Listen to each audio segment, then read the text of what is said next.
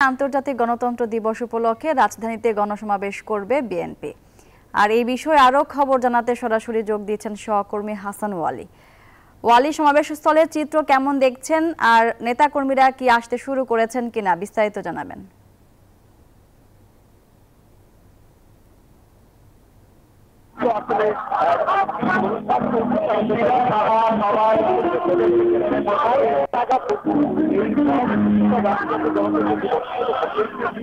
আজকে সমাবেশ আমরা কিন্তু ইতিমধ্যেই দেখেছি নয়াপল্টনে যে প্রধান সড়কে কিন্তু সাধারণ মানুষ উপস্থিত হয়েছে।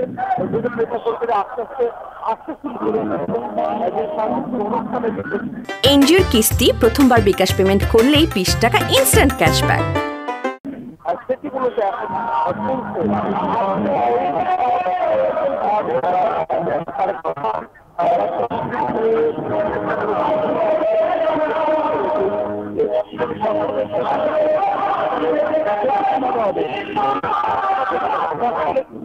সাধারণ